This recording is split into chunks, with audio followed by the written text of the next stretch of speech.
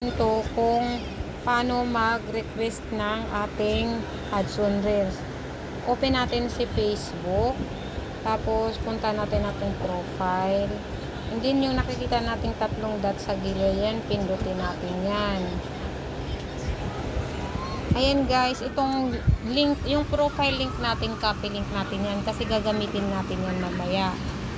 Then, back tayo dun sa ating view profile ulit tayo. Ayan guys, yung profile recommendation, i-screenshot natin yan, gagamitin din natin yan mamaya. Tapos, yung ating, ayan, yung ating performance din guys. Punta, itong performance natin, ayan, screenshot din natin, gagamitin din natin yan mamaya.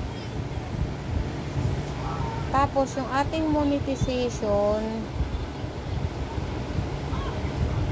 and guys, yung ating monetization, magagamit din natin yan.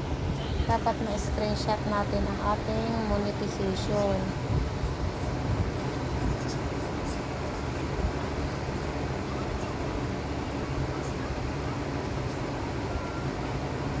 Ayan, si monetization natin, screenshot din natin yan.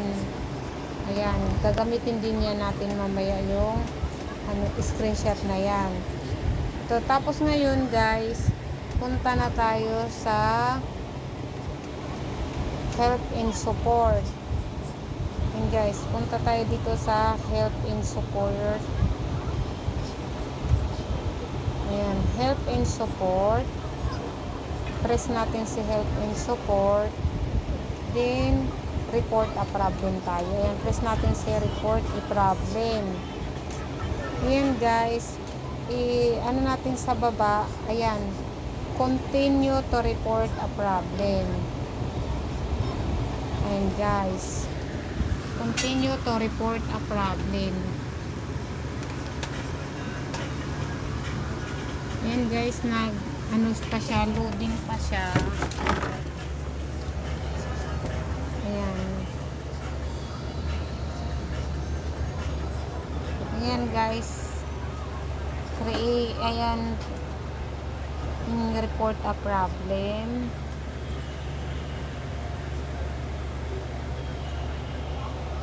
Ayan. Tapos guys, nakikita mo yung include in report. Press natin si include in report. Ayun guys, pipiliin natin kung ano ba yung gamit natin. Kung page ba yan o profile. Dahil ang aking gamit ay profile, hanapin ko ngayon si profile. Ayan, press ko si profile. Ayan, itatype ko ngayon yung issue na dapat natin ma-type para makapag-request tayo ng ating, ayan, gayahin nyo lang to guys, their Facebook. Ano ba? Medyo nagluloko lang siya. Their Facebook. Their Facebook ads. Ads team.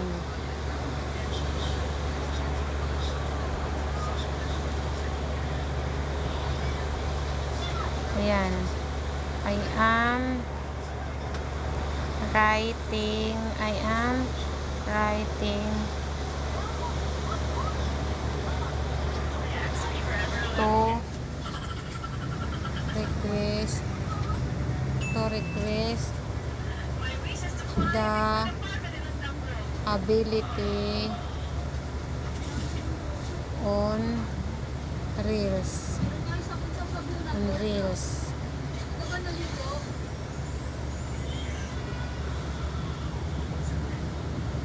My account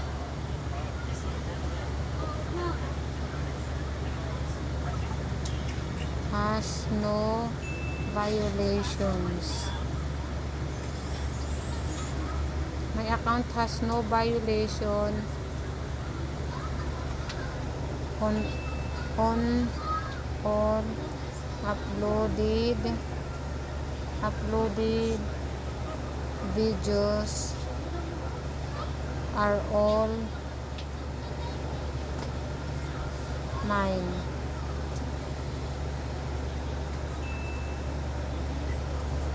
I would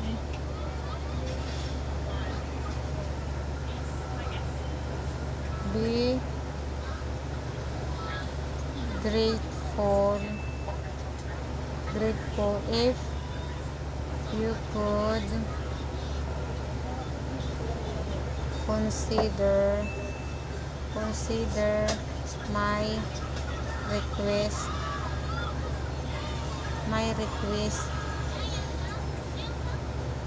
thank you. Tapos yan, lalagay natin yung pangalan natin, Marilo Ador Manipis. Tapos yung ano natin kanina, yung kinopy natin na link, o paste na natin dyan. Yan. Tapos guys, i-upload na natin yung mga in-screenshot natin kanina ng mga video, na mga ano, ayan, ito,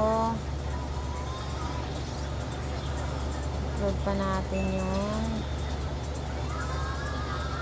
ito,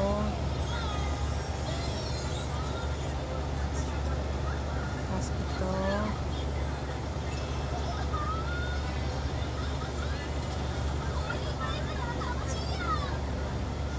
ayan na, okay na, na-upload na natin, bali tatlo, ayan, send na natin.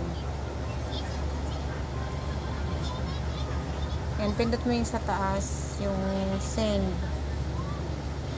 Ayan guys, try lang natin guys kung yung request natin ay ma-approve tayo ni Meta sa ating na-request na ads on Reels.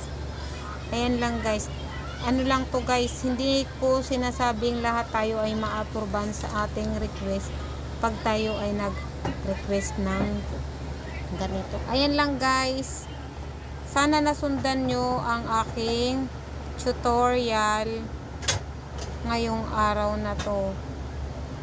Paki-like naman po, and then paki-share na rin para lahat ay magkaroon po ng idea. Para lahat tayo ay magkaroon ng ads on Reels. Ayan guys, thank you for watching.